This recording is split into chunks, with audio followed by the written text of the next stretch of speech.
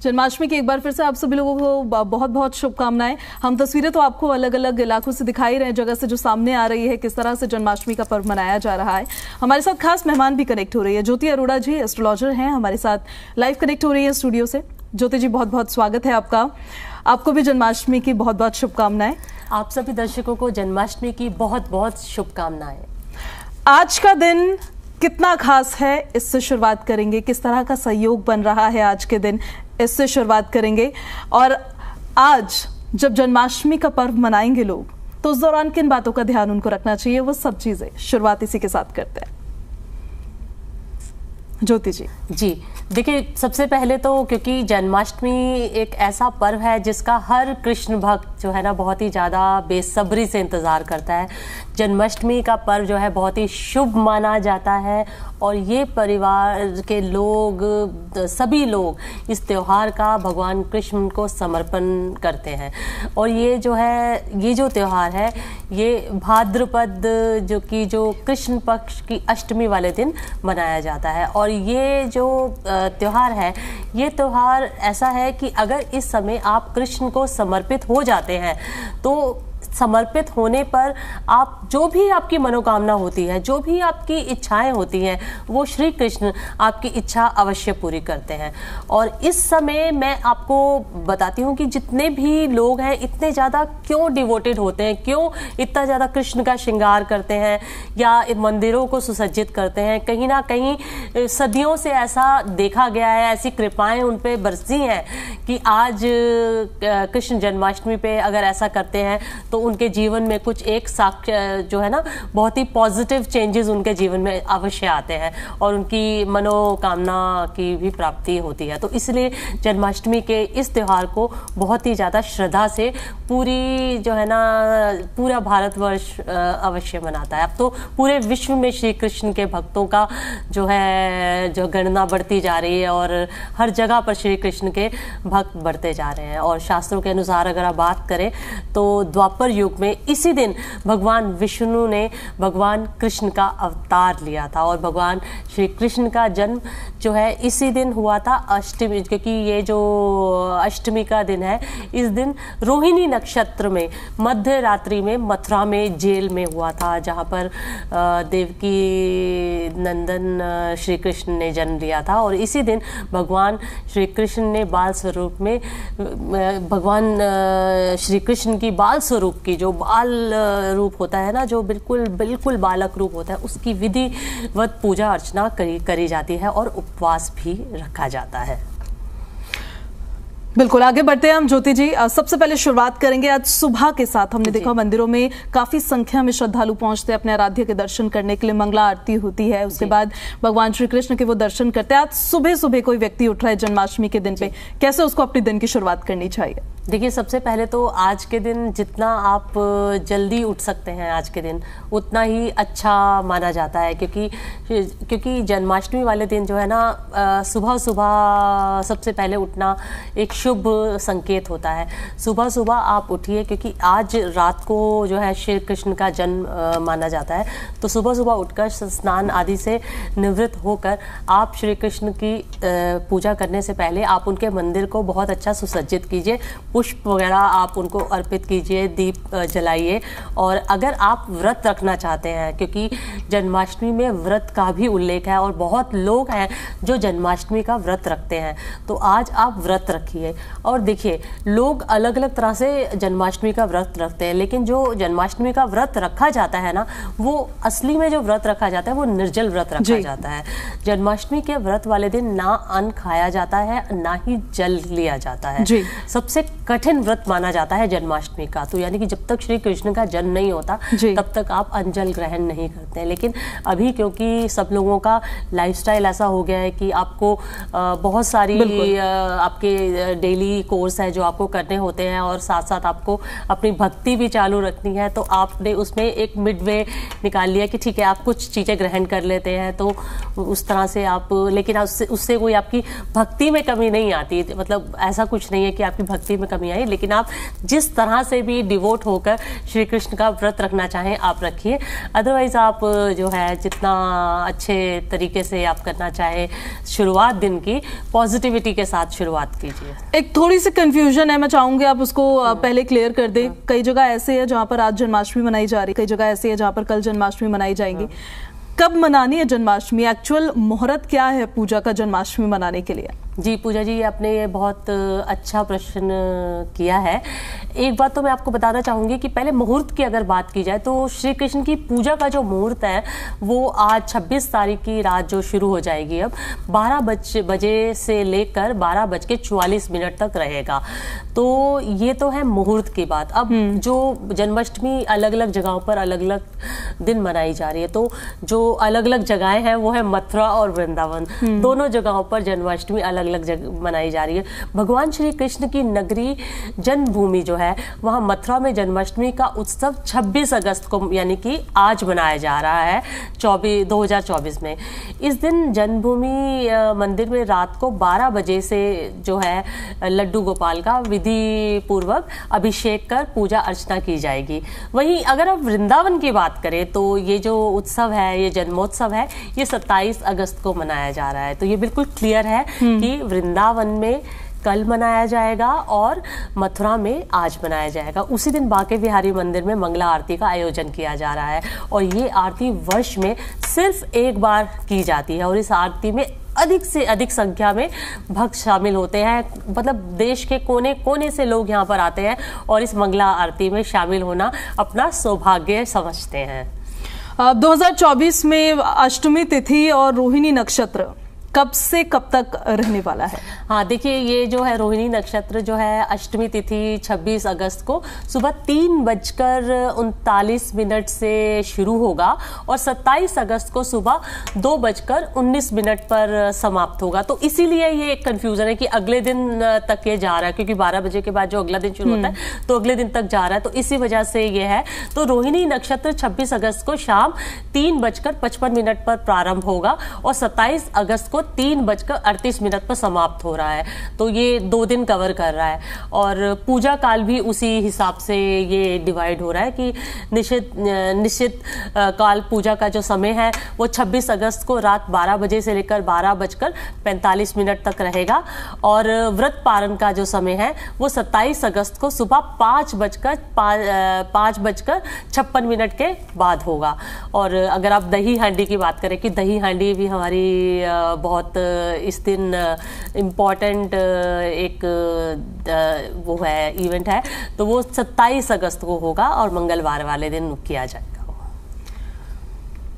मथुरा और वृंदावन का रुख करते हैं सभी लोग जब जन्माष्टमी की बात होती है, राधा अष्टमी की बात होती है। आपके चैनल क्या सारे चैनल्स में मथुरा वृंदावन ही चल रहा है, सब पहुंचते हैं वहां, लेकिन उस दौरान काफी संख्या में वहां श्रद्धालु पहुंचे हुए होते हैं और बहुत ज्यादा भीड़ होती है, पांव रखने तक की जगह नहीं होती है। ऐसे में कान्हा के दर्शन किसी को करने हैं, मथुरा वृंदावन कब जाना चाहिए उनको? देखिए, मथुरा वृंदावन अगर आपको जाना है तो आप बहुत पहले ही जाके वहां पर बैठ जाइए, अपना जहाँ पर भी आपका रहने का इंतज़ाम है वो करिए, और अपने लिए कम से कम 4-5 दिन पहले जाकर अपना इंतज़ाम कीजिए, और इस तरह से कीजिए कि आप जब भी मंदिर जाना हो बहुत आसानी से आप जाके दर्शन कर सकें। लेकिन मैं किसी को भी इस समय जो भीड़ होती है ना, उसमें मैं तो सलाह नहीं दूंगी कि इस समय जाकर वो लोग मतलब उस भीड़ का हिस्सा बने, और क्योंकि इस समय लास्ट ईयर भी स्टैम्पेड वगैरह हुई थी किसी वजह से मंदिर के अंदर, तो उस चीज़ से बचना चाहिए। तो अगर आप मंदिर में दर्शन कीजिए, दिल्ली में भी बहुत बड़े बड़े मंदिर हैं, आप लक्ष्मी नारायण मंदिर जाइए, बहुत सारे मंदिर हैं, आप वहाँ जाकर दर्शन कीजिए, टीवी में दर्शन कर सकते हैं। भाव बहुत इंपॉर्टेंट है। देखिए, भक्ति में ना ज़रूरी नहीं है कि आपको एक पर्टिकुलर जगह जाकर ही आपको कान्हा की कृपा मिलेगी। आपके जो भाव है ना, कान्हा दूर से भी देख लेंगे आपको। तो इसलिए ज़रूरी नहीं है कि आप मथुरा और वृंदावन जाकर ही कान्हा की भक्ति में अपनी जो है पूरी अपनी जो निष्ठा दिखा तभी कहा जाता है कि कान्हा कण कण में है, कण कण में है और हर जगह कान्हा है, जहां आप देखो वहां कान्हा है। ऐसे में आज के दिन क्योंकि कान्हा आने वाले हैं, उनका आगमन होने वाला है, उससे पहले पूरे विधि विधान के साथ पूजा अर्चना कैसे करनी चाहिए, पूरी विधि क्या होती है? देखिए, जन्माष्टमी वाले दिन सबसे पहले तो ये है कि आप सुबह जल्दी उठकर, मैंने जैसे कि पहले बताया कि आप अपना नहा धोकर स्नान आदि से निवृत्त होकर घर के मंदिर को साफ कीजिए। मैं दोबारा से बता रही हूँ, ये घर में दीप प्रज्वलित कीजिए, सभी देवी देवताओं की मूर्तियों को साफ सुथरा कीजिए और जलाभिषेक अगर कर सकते हैं तो जलाभिषेक ज़्यादा देवताओं का कीजिए। और श्री कृष्ण गोपाल का जो लड्डू गोपाल का जो रूप है ना, बाल कृष्ण रूप, उसकी विशेष पूजा करने का आज उल्लेख है। आज लड्डू गोपाल की पूजा की जाती है क्योंकि आज बाल कृष्ण का जन्म होता है। तो आप जो है ना, जो उनका झूला है, उस झूले को खूब सजाइए।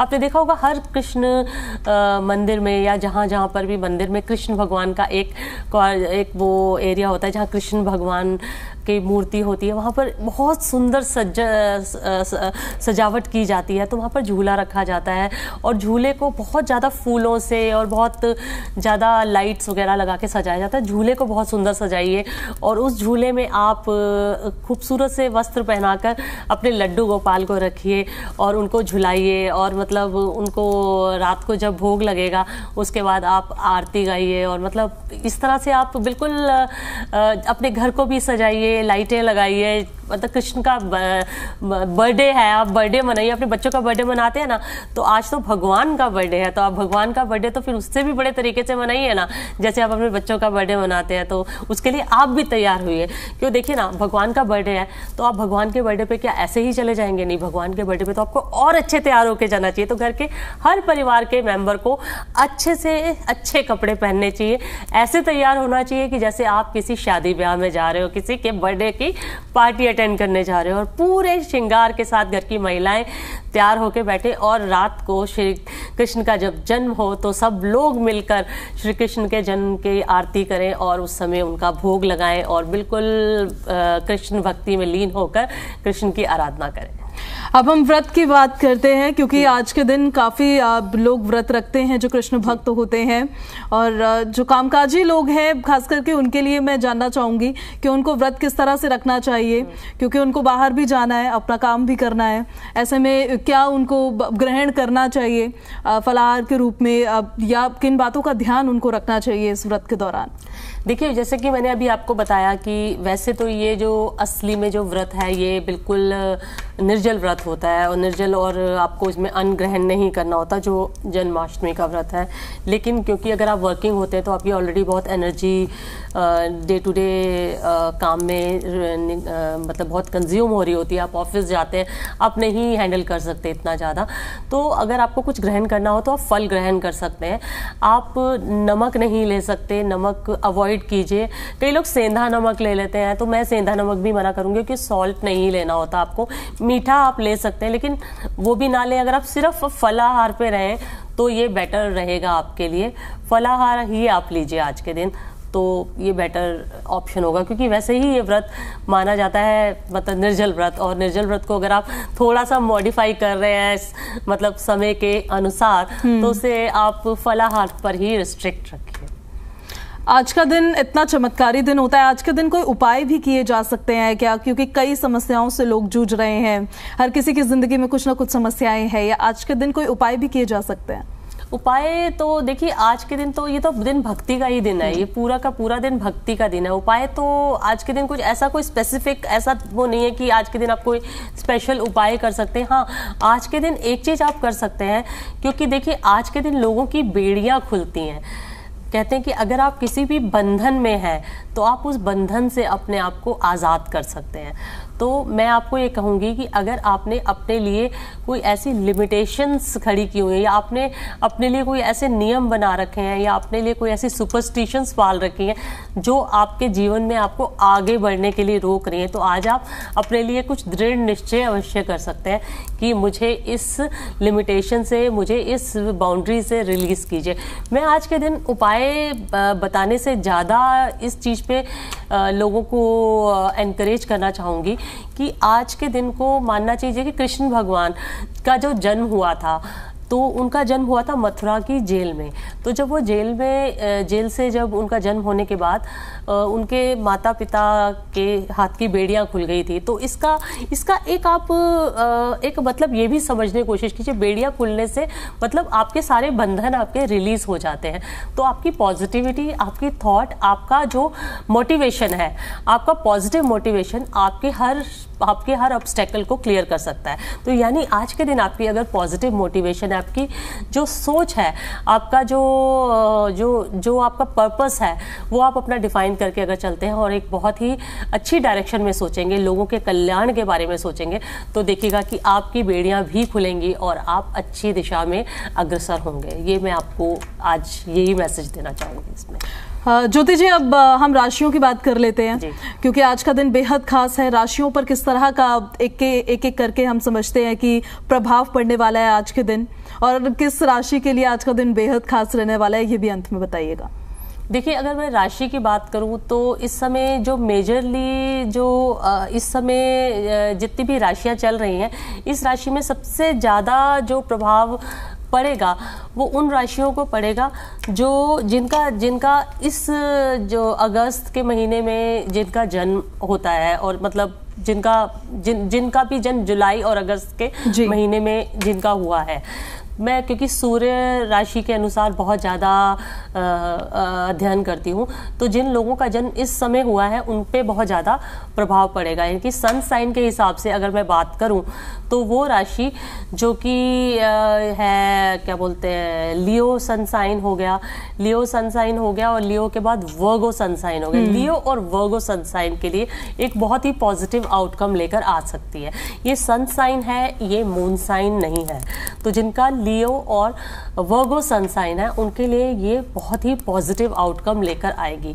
और जिनके लिए थोड़ा सा सचेत रहने की बात है उनके लिए मैं बताती हूँ, ये जो स्कॉर्पियो राशि है, स्कॉर्पियो सन साइन, जिनका जन्म अक्टूबर और नवंबर के बीच में, सेकेंड हाफ ऑफ अक्टूबर और नवंबर के बीच में, फर्स्ट हाफ ऑफ नवंबर के बीच में होगा, उनको थोड़ा सचेत रहने की ज़रूरत होगी, क्योंकि उनको थोड़े से क्राइसिस और एक डिफ़िकल्ट चैलेंजिंग सिचुएशन से होकर गुजरना पड़ सकता है। साथ ही साथ एक्वेरियस राशि जो है, एक्वेरियस राशि जनवरी सेकेंड हाफ से लेकर फर्स्ट हाफ ऑफ फरवरी के बीच में जो राशि है, उनके जीवन में कुछ ऐसे परिवर्तन हो सकते हैं जो कि उन्होंने सोचे भी नहीं होंगे, और वो परिवर्तन उनके लिए नेगेटिव से पॉजिटिव की तरफ उनको लेके जा सकते हैं, या पॉजिटिव से एकदम नेगेटिव की तरफ से, यानी एब्रप्ट चेंजेस उनकी लाइफ में देखने को मिलेंगे। मिथुन राशि के लिए एक अच्छा समय निकल कर आता है, एक मॉडरेट टाइम पीरियड निकल कर आता है, तो उन लोगों के लिए एक अच्छे एवेन्यूज खुलेंगे और उनको धन प्राप्ति के योग भी बनते हैं। सैजिटेरियस के लिए भी धन प्राप्ति के योग बनते हुए दिखते हैं इसमें। श्री कृष्ण कहते हैं कि कर्म करते जाओ और फल की चिंता मत करो जी। ये विश्वास जो वो कहते हैं उन पर जताएं, ये विश्वास कितना मजबूत है? ये विश्वास, देखिए, कर्म करते जाओ, फल की चिंता मत करो, ये उतना ही सत्य है और इतना ही ज़्यादा इम्पॉर्टेंट है हमारे को अपने जीवन में आगे बढ़ने के लिए। क्योंकि अगर हम ये सोचते रहेंगे ना कि फल क्या होगा, आगे वाले हमारे एक्शंस हम नहीं करें, हम अपने कर्तव्य ना पूरे करें, कि आगे जाके उसका परिणाम हमें नहीं मिलेगा, तो फिर तो जीवन में हम कुछ भी नहीं कर पाएंगे।